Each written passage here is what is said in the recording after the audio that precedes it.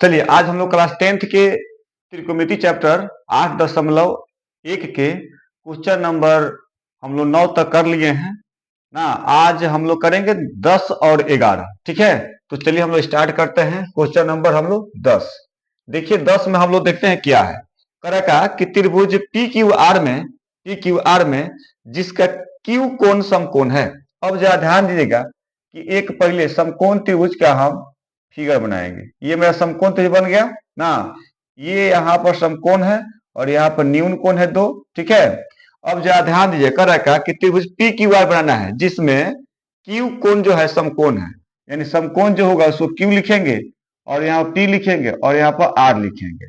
इस पी और आर को हम बदल सकते हैं लेकिन क्यू को नहीं बदल सकते हैं। क्यों? क्योंकि किताब में दिया है क्या सवाल में कि क्यू को समकोण ही लिखना है, तो समकोण जहां होगा वहां क्यू लिखेंगे। लेकिन यहाँ पर पी है तो आर भी लिख सकते हैं, यहाँ पर पी भी लिख सकते हैं अपना इच्छा के अनुसार। ठीक है, यानी ये दोनों कोण बदल सकता है लेकिन ये नहीं बदल सकता। अब कह रहा है क्या कि P R plus Q R दिया है कौन सी कि पी आर अब प्लस कौन सी क्यू आर, ये आपको दे दिया है 25 सेंटीमीटर। ठीक ना। अब उसके बाद कर रहा है कि पी क्यू दे दिया है कितना 5 सेंटीमीटर। पी क्यू दिया कितना, पी क्यू दे दिया आपको 5 सेंटीमीटर। तो पी क्यू आपको 5 सेंटीमीटर हम लिख दिए ना। तो कर रहा है क्या कि साइन पी कॉस पी और टेन पी का मान ज्ञात करना है ना। चलिए जी, अब हम किताब को छोड़ते हैं और सवाल पाते हैं। देखिए जरा कर रहा है क्या कि पी क्यू 5 सेंटीमीटर दिया है और कह रहा है कि P R plus Q R दोनों के जोड़ के 25 सेंटीमीटर है। यानी ये और ये दोनों भुजा जोड़ दीजिएगा तब को 25 सेंटीमीटर आ रहा है ना। तो अब बताइए कि यहाँ पर हम देखेंगे तो 12 और 13 तो 25 आ रहा है, 24 और 1 25 आ रहा है, 10 और 15 25 आ रहा है। लेकिन कन्फर्म तो आपको नहीं ना है कि आपको एक नहीं लेना है ना। तो उस स्थिति में क्या करते हैं, ये दोनों में से किसी एक को हम मान लेते हैं। क्या करते हैं, मान लेते हैं। जिसको इच्छा करे उसको मान लीजिएगा ना।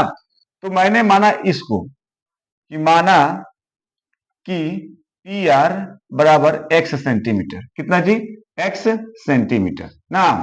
तो अब क्यू आर का मान निकालना है। तो पी आर हमारा कौन सा, ये नहीं पी आर, तो इसको हमने x सेंटीमीटर मान लिया तो 1 सेंटीमीटर हम इसको लिख दिया। अब पर क्या क्यू आर निकालना है, तो प्रश्न जो दिया है उसी हिसाब चलेंगे। तो पी आर अब प्लस क्यू आर ना, अब बराबर दे दिया 25 सेंटीमीटर। ठीक है, अब जरा ध्यान देंगे ये सेंटीमीटर है भाई। अब देखना पी आर के जगह पर एक्स लिखा है तो यहाँ पर एक्स लिखो, क्यू आर यहाँ पर क्यू आर तो जो कहते हैं छोड़ दीजिए। अब जरा ध्यान दीजिएगा कि आपको क्यू आर को मान ज्ञात करना है तो क्यू आर को छोड़ देंगे। अब प्लस में है तो इसको माइनस में लेके चले आएंगे ना। यानी क्यू आर, ये ना क्यू आर है जी, इसका मान कितना निकलेगा 25 माइनस एक्स। अब यहाँ पर हम चलें क्या कि हम पाइथागोरस का अब नियम लगा देंगे। हम क्या करेंगे, एक्स का मान निकालेंगे और जब एक्स का मान निकल जाएगा तो एक्स के ऊपर उसका वैल्यू रख देंगे, हमारा मान निकल जाएगा। तो लिखेंगे पाइथागोरस प्रमेय से। ठीक ना। फॉर्म क्या होता है, एच स्क्वायर बराबर क्या होता है p square plus b square. अब यहाँ पर एच का वैल्यू है एक्स, तो एच के पर एक्स लिख दिया, आई एच के स्क्वायर तक मान का भी स्क्वायर बराबर पी का मान कितना है 25 माइनस एक्स। तो पी के मान तो लिख लिए लेकिन पी का स्क्वायर तक मान का भी स्क्वायर करेंगे। अब प्लस बी, बी के मान कितना है 5, तो 5 का स्क्वायर। अब जरा ध्यान दीजिएगा इधर जो कहते हैं लिखेंगे और ये ए माइनस बी के होल स्क्वायर पर लिखे, क्यों? क्योंकि दोनों का अलग है ना। अब क्या का ए स्क्वायर प्लस होता है बी स्क्वायर और माइनस का होता है 2ab, तो ए और क्या बी, अब प्लस में क्या हो जाएगा 5 का स्क्वायर 25। अब जरा ध्यान दीजिएगा एक्स स्क्वायर से एक्स स्क्वायर गया, जब बच गया 0 और 25 का स्क्वायर 625 होता है और माइनस 25 दूना 50 एक्स और प्लस इधर 25। अब जरा ध्यान देंगे हम क्या, 0 के 0 625 से 25 जोड़ देंगे तो 650 और माइनस 50 एक्स। अब जरा ध्यान दीजिएगा ये माइनस से 50 एक्स है तो इधर ला देंगे तो कितना का प्लस में हो जाएगा ना। अब देखा जाएगा 650, 0 से 0 कैंसिल, 5 का 5 है 5 13 65, यानी बच के कितना आ गया तो 13 सेंटीमीटर। यानी एक्स का मान कितना आएगा जी, ये 13 सेंटीमीटर। अब 25 में से 13 घटा लीजिए, यानी एक्स का मान 13 है तो कितना जाएगा जी, ये हो जाएगा आपका 12 सेंटीमीटर। ठीक है, अब चलिए त्रिभुज के तीनों भुजा का मान निकल गया ना। तो सबसे पहले आपको शुरू से हम बताते आ रहे हैं ना कि त्रिकोणमिति जब बनाइएगा आप, तो त्रिभुज की समकोण त्रिभुज जो है, इसका तीनों भुजा का मान सबसे पहले आप निकालिएगा, तभी आप कोई सवाल को बना पाइएगा, आंसर निकाल पाइएगा, और नहीं तो वरना आप फंस जाइएगा ना। तो हमने क्या किया, तीनों भुजा का मान निकाल लिया। अब क्वेश्चन क्या कहा है, एक नंबर यहां से उठाते हैं ना। देखिए क्वेश्चन क्या कर रहा है जी, कि साइन पी ना, और फिर करेगा कि कॉस पी ना, और करेगा कि और टेन पी ना जी, टेन पी, इसी का तमान निकालना है भाई मेरे। अब जरा ध्यान देना, बारी बारी से निकालेंगे हम क्या, कि साइन पी, तो साइन पी, अब फॉर्मूला क्या होता है इसका, पाइथागोरस में पी बटा एच। अब देखिए थीटा कितना है जी, यहाँ पर पी है, अब यहाँ पर पी पकड़ेंगे ना, तो इसके सामने वाला जो भुजा है वो पी कहलाएगा, यानी क्यू आर जो है वो पी कहलाया, यानी इसका मान तो 12 है, तो 12 लिखेंगे, और एच का मान 13 है तो 13 लिखेंगे। आ गया ना आंसर इसका। अब कह रहा है कॉस पी, यहाँ पर लिखेंगे कॉस, अब पी कॉस का फॉर्मूला पे लिखेंगे तो बी बटा एच। अब देखिए पी से ही देखना है, तो पी के मान ये होगा, बी के मान होगा, एच फिक्स रहता है ना, वो बदलता नहीं है भाई, एक बार जो आ गया सो आ गया, वो बदलेगा नहीं। अब देखिए बी का मान कितना जाएगा 5, और एच का मान तो जाएगा 13।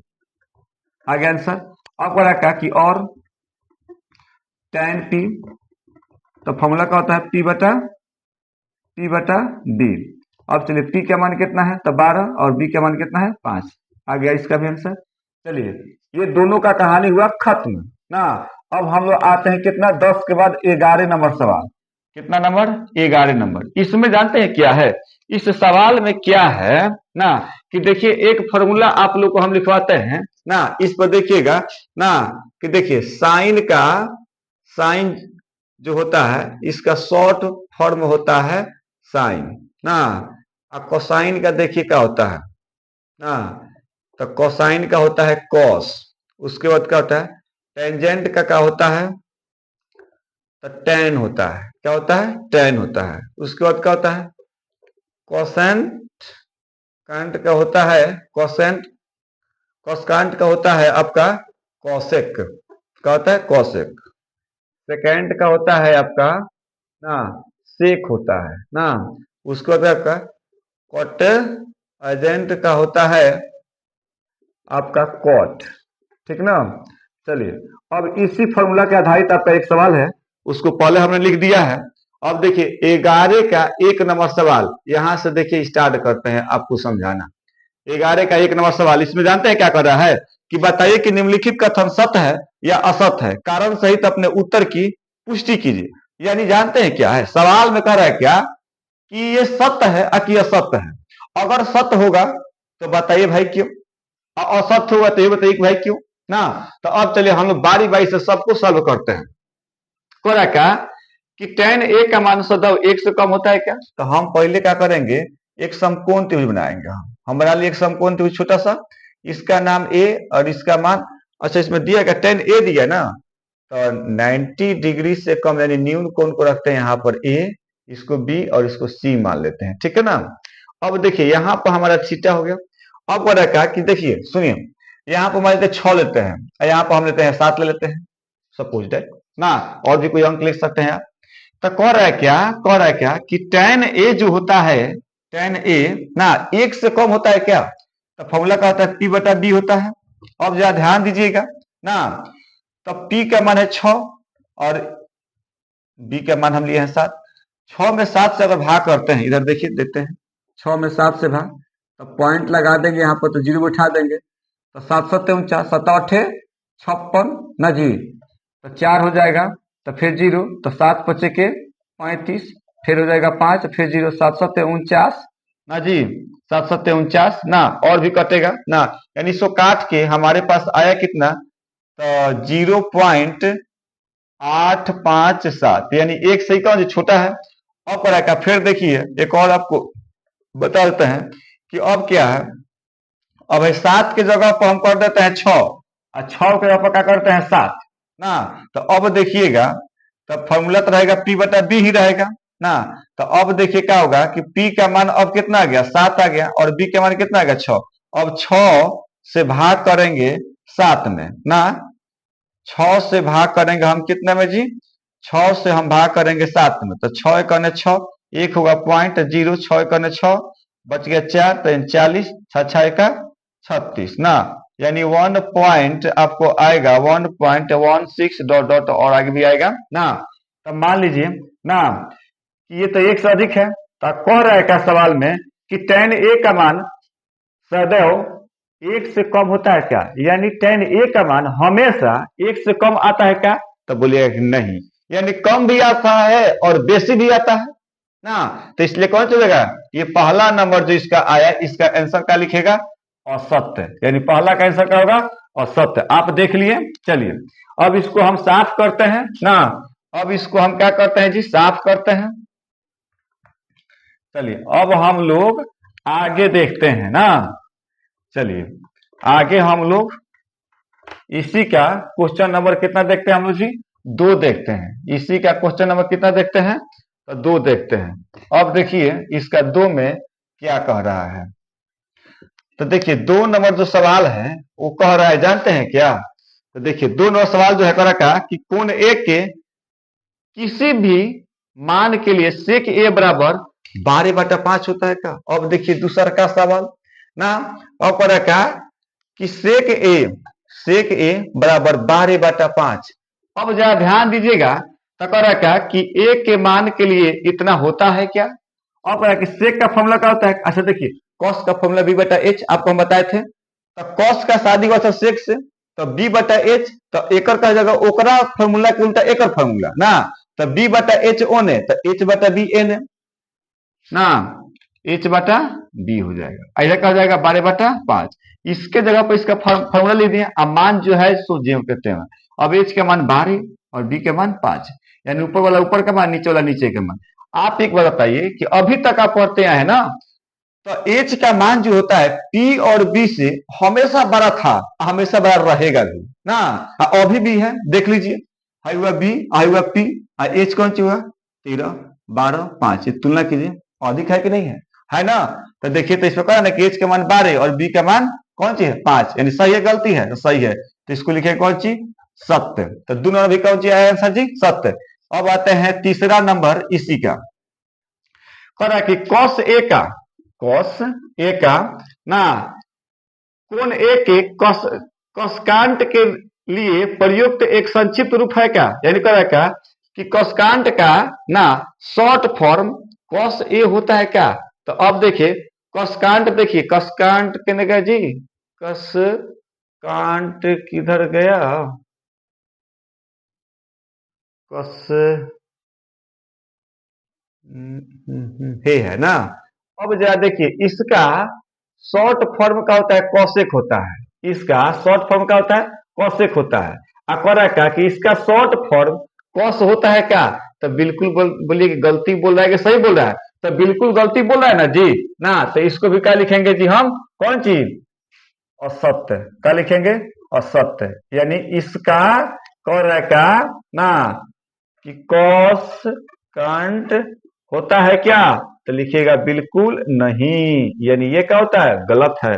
अब देखिए 3 के बाद आइए कौची पर, तो 4 पर आप आ जाइए, तो 4 में करा का कि कॉट ए ना, करा का कि कॉट ना और ए का गुणनफल होता है क्या, तो बताइए कि कॉट ए जो है, तो कॉट गुने ए लिख सकते हैं क्या इसको, तो कभी नहीं, क्योंकि गुणनफल में ये गुना में होता ही नहीं है, ये तो थीटा के रूप में होता है जी, तो कह कि ना गुणनफल के रूप में होता है, तो बोलिए कौन चीज नहीं, यानी कह जाएगा असत्य, ठीक है, चूंकि ये थीटा पर है, आंकड़ा का इससे गुणनफल होता है, तो बोले कि नहीं, यानी कौन सी गलत है, यानी कौन सी असत्य है।